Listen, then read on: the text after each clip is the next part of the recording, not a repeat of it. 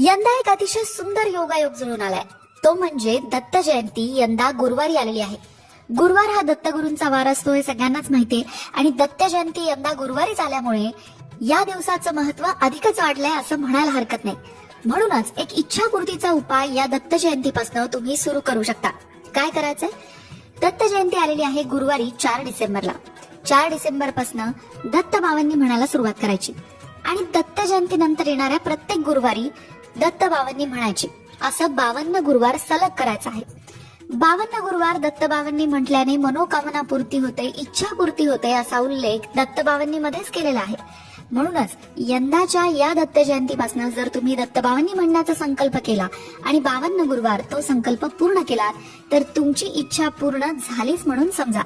मग यंदा गुरुवारी दत्त जयंती आली आहे, त्याचा लाभ तुम्ही सुद्धा नक्की घ्या आणि कमेंट बॉक्स मध्ये जय श्री गुरुदत्त लिहायला विसरू नका.